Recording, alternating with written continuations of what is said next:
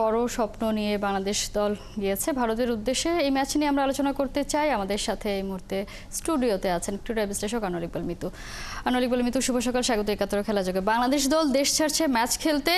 প্রথমবারের মতো এত লোকজন খবর রাখছে, সার্বক্ষণিক আপডেট দেয়া। তার একটাই কারণ, হামজা চৌধুরী আছেন। এবং এবার যেটা বলছেন যে আমরা যেটা আসলে খুব টেনশনে ছিলাম যে হামজা চৌধুরী দলের সাথে কতটা মানিয়ে নিতে পারবেন, অন্যরা তার সাথে কতটা মানিয়ে নিতে পারবেন। কিন্তু যেটা শোনা যাচ্ছে অন্যদের কথায় যে সে খুব দ্রুত অ্যাডাপ্টেশনের যে ব্যাপারটা সেটা আসলে করে নিয়েছেন। আপনি কতটা আশাবাদী? জি, ধন্যবাদ এবং একাত্তরের সমস্ত ক্রীড়ামোদীদের শুভেচ্ছা জানাচ্ছি। যে দেখেন, আমি মনে করি এক হামজা চৌধুরীকে দিয়ে আপনি সব করে ফেলবেন সেটা না, বাট আপনার মিডিয়ার মাধ্যমে তাকে কংগ্রাচুলেট করতে চাই এবং ওয়েলকাম জানাতে চাই বাংলাদেশ জাতীয় দলের জন্য, সেটা ঠিক আছে। বাট আমি মনে করি যে এই হামজা চৌধুরী যাদের সাথে এতদিন খেলে এসছে তাদের সাথে একটা বন্ডিং তৈরি আছে। ইয়েস, উনি খুব ভালো মানুষ, অমায়িক, সেটা ডিফারেন্ট ইস্যু, এটা ওনার স্বভাব। বাট খেলায় যার সাথে ওনার পাসের আদান প্রদান হবে তাকে বুঝতে তো তার সময় লাগবে। সে যত ভালো মানুষই হোক, যত উঁচু মানের প্লেয়ারই হোক।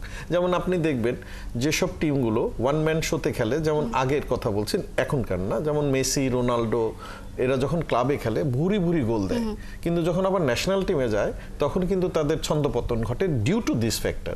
এখন উনি এবং আমাদের দেশি আগেকার যে প্লেয়ার যারা গেছেন তাদের মধ্যে আন্ডারস্ট্যান্ডিংটা 3 দিনে কি হবে? এখন সেটা যদি হয়ে যায় that's better. But Hamza Chowdhury join করাতে যে টিমের উদ্দীপনা এবং আপনার স্ট্রেংথ বহুগুণে বেড়েছে, সেটা কিন্তু অনস্বীকার্য। বাট আবার মাথায় রাখবেন, ইন্ডিয়াও কিন্তু একটা কাজ করেছে। আপনি যদি রিসেন্ট নিউজগুলো দেখেন, সুনীল ছেত্রীকে কিন্তু আবার ফিরিয়ে এনেছে।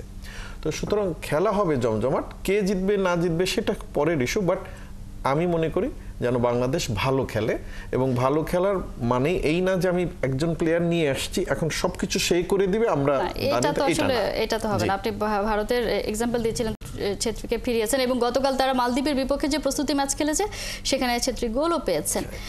তার মানে তিনি আসলে যে এতদিন খেলা থেকে দূরে ছিলেন, তার ফর্ম আছে, বয়স 40 যাই হোক, তারা কিন্তু তাদের প্রস্তুতিটা শতভাগ নিচ্ছে, এটা হচ্ছে আসল কথা। আমাদের প্রস্তুতি কি ঠিকঠাক হয়েছে? দেখেন, এটা তো প্রত্যেক খেলার আগে আপনার সাথে তো আমি প্রচুর টকশো করি, এই জিনিসটাতেই তো আমরা ধরা থাকি। দেখেন, আমাদের নিশ্চয়ই মঙ্গলবারে খেলা, আজকে হচ্ছে আপনার থার্সডে। তা আপনি আজকে যাবেন, আজকে গিয়ে কি প্র্যাকটিসে নামবে বলে তো আমার মনে হয় না। তাহলে আর থাকবে হলো 3 থেকে 4 দিন। এই যে দেখেন, ক্রিকেটের ক্ষেত্রেও সেম। আপনি যদি প্র্যাকটিস ম্যাচ না খেলেন, আপনার মধ্যে আন্ডারস্ট্যান্ডিংটা কি শুধু প্র্যাকটিসে হয়? তাহলে মানুষজন প্র্যাকটিস ম্যাচ কেন খেলে? প্র্যাকটিস ম্যাচ খেললে আপনার দুর্বলতা, সবলতা সবই আপনি চোখে দেখতে পারবেন।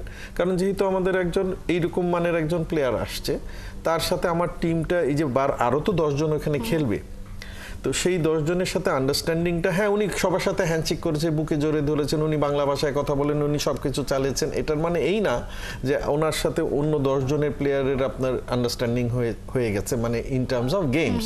তো সেই জায়গাতে উনি কিভাবে কোন দর্শনে খেলেন বা উনি কোন জিনিসটা বেশি পছন্দ করেন, এই জিনিসটাও তো বুঝাতে এবং বলতে তো অন্তত 2 দিন লাগবে। তো আমি মনে করলাম যে আপনার প্রস্তুতিটা মোটেও সুবিধাজনক না। এখন ওই যে আমি মাঝে মাঝে বলি যে খেলার রেজাল্ট অনেকটাই ভাগ্যের উপর ডিপেন্ড করে। সেই ভাগ্য যদি আমাদের সহায় হয় হয়তো বা জিতবো। নিশ্চয়ই।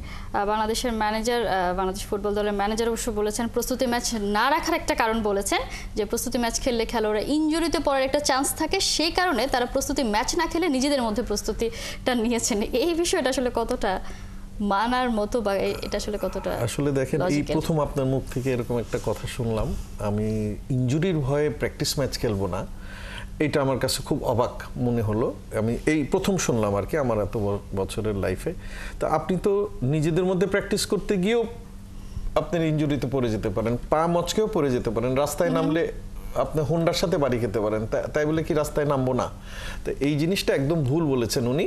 কারণ হ্যাঁ, প্র্যাকটিস ম্যাচ খেললে ইনজুরির একটা চান্স থাকবে, তো নর্মাল গেমে তো ফার্স্ট মিনিটেই আপনি ইনজুরিতে পড়ে যেতে পারেন। তো এইটা কোনো কথাই হতে পারে না। আপনি প্রস্তুতিটা প্রস্তুতির মতোই নেবেন, কারণ আপনি যখন এরকম একটা স্ট্রং গ্রুপে পড়েছেন। আমি তো মনে করি আরো দুটো যে টিম আছে সিঙ্গাপুর এবং হংকং, তারা তো আমার মনে হয় ইন্ডিয়ার থেকে আরো বেশি স্ট্রঙ্গার টিম। তো আপনি যদি প্র্যাকটিসই না করে এইভাবে তুলু করে রেখে দিবেন প্লেয়ারদেরকে, আপনি খেলতে দিবেন না, এটা মনে হতে পারে যে প্রস্তুতির ঘাটতি নিয়ে যে আলোচনাটা উঠেছে সেইটা ঢাকার জন্য একটা অজুহাত, বা আমরা হামজাকে নিয়ে এত বেশি ব্যস্ত হয়ে গেছি যেন প্রস্তুতির দিকে নজরটা না দেই, সেই জন্য হতে পারে। বাংলাদেশ তো নতুন মিশনে গেল, এদিকে নেশনস লিগের খেলা আছে, ব্রাজিল খেলতে নামছে, আমরা এ নিয়ে আলোচনা করতে চাই। শুক্রবার সকালে মাঠে নামছে ব্রাজিল, তারপরে তাদের আর্জেন্টিনার বিপক্ষে ম্যাচ আছে, এ নিয়ে আলোচনা করতে চাই। আমাদের সাথে স্টুডিওতে আছেন ক্রীড়া বিশ্লেষক আনোয়ার মিতু। আনোয়ার মিতু, ব্রাজিলের এরকম দুরবস্থা আমরা আসলে ছোটবেলা থেকে দেখে, বা এই ব্রাজিলকে নিয়ে গেল 2 বছর ধরে আসলে কথা বলছি যে এই ব্রাজিলের এই অবস্থা কেন, এখনো পর্যন্ত এমন আছে, এখনো পর্যন্ত এরা কনফার্ম করে উঠতে পারলো না। 5 নম্বরে আছে, টপ 6 টিম যাবে, সরাসরি কোয়ালিফাই করবে। ব্রাজিলকে নিয়ে কি প্রত্যাশা? আচ্ছা, আমি বলছি আসলে একটু আমি আপনার জন্য পড়ালেখা করেই আসছি। যেমন দেখেন, আগে কিন্তু একচেটিয়া গেম হতো, এই আপনার কোপা আমেরিকাই বলেন আর আপনার কোয়ালিফাইংই বলেন, এবং এখানে কিন্তু আসলে আছে 10টা টিম, 6টা টিমই ডাইরেক্ট চলে যাবে।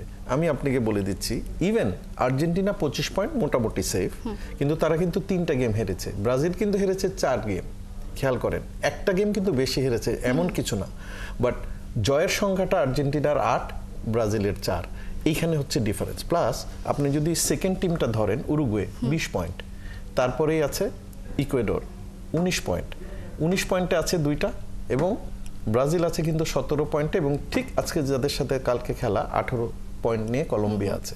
এবং শুধু কিন্তু কলম্বিয়া আপনি রিপোর্ট করেছেন খুব সুন্দর, বাট হামেস রড্রিগেজের থেকে এখন বেশি ইম্পর্টেন্স যে লুইস ডিয়াস, কারণ উনি লিভারপুলের এখন টপ মোস্ট প্লেয়ার, এবং উনি কিন্তু এখানে আরো দারুণ ফর্মে আছে। এবং শুধু ওটা না, ব্রাজিলের যেটা এখন মেইন সমস্যা, যেই নামগুলো বলেছেন, সাথে দেখেন অ্যালিসন বেকার, আপনি যদি পিএসজির সাথে খেলাটা দেখে থাকেন ফার্স্ট লেগে, অসাম, উনি 60টা গোল একা বাঁচিয়েছেন, বাট যেটা ব্রাজিলের মেইন টাই ব্রেকার ঠেকাতে পারেননি না, ঠিক আছে, সেটা পরের গেমে। এর জন্যই বললাম যে দেখেন, ওই যে ডোনারোমা, ও কিন্তু আপনার specialist in penalty, but in game 1 number goalkeeper হচ্ছে অ্যালিসন বেকার, দেন কিন্তু এডারসন, দুটি ব্রাজিলের। বাট ব্রাজিলের যেটা সমস্যা হচ্ছে সেটা হচ্ছে তাদের ডিফেন্স। আগের যে ডিফেন্সে যারা ছিল এখন মোটামুটি তারা একদম নড়বড়ে। আদারওয়াইজ আপনি দেখেন কাকে বাদ দিবেন, ভিনিসিয়াস জুনিয়র, রাফিনহা, এনরিক কিন্তু বলা হয় one of the best player, upcoming best player for Brazil. তো এই টিমটা কিভাবে খারাপ হয়, কিন্তু সামহাউ সামওয়্যার এদের ওই আপনার কোঅর্ডিনেশনটা হচ্ছে না, এবং ব্রাজিলের যে ডিফেন্স সেটা মারাত্মকভাবে দুর্বল রাদার দেন আদার টিমস। তা না হলে দেখেন আপনি পয়েন্টের গড়বড় কিন্তু খুব একটা বেশি না, এবং ব্রাজিল কিন্তু কোয়ালিফাই করবে ফর শিওর। এই কারণে যে পরের টিমটা এবং ব্রাজিলের সাথে পার্থক্য কিন্তু 6 নম্বর টিম প্যারাগুয়ে, ঠিক আছে, বাট এরপরে যারা আছে ভেনেজুয়েলা, এটা কিন্তু 13 পয়েন্ট। 12 খেলার পরে যাদের 13 পয়েন্ট থাকে সে ওইটা কাভার করে আর 6 ঢুকতে পারবে না। বাট 6 নম্বরে ব্রাজিল থাকাটা একটু মানে যারা ব্রাজিলিয়ান সাপোর্টার তাদের জন্য দুঃখজনক, তারা বলবে এটা ইজ্জতের ব্যাপার, বাট কোয়ালিফাই তারা করবে, দ্যাট ইজ ফর শিওর। কিন্তু গেমটা হবে মারাত্মক, কারণ ব্রাজিল নেক্সট খেলায় কিন্তু আর্জেন্টিনার সাথে। বাট আনফরচুনেট সবার জন্য যে নেইমার এবং মেসি কেউই খেলতে পারবে না এই দুটো খেলার। 20 বছরে প্রথমবার এমন ঘটনা ঘটতে চলেছে, যেটা আসলে বলছিলেন ডিফেন্সের দুর্বলতা আছে। তারপরে দলটার নাম যেহেতু ব্রাজিল, আমরা সবসময় এক্সপেক্ট করি যে ব্রাজিল তাদের যে ধ্রুপদী খেলা আছে সেটা আমরা দেখতে পাবো। নিশ্চয়ই আপনার সাথে আলোচনা তো হতেই থাকবে, ব্রাজিল আর্জেন্টিনার ম্যাচ নিয়ে নিশ্চয়ই আলোচনা করব। অসংখ্য ধন্যবাদ।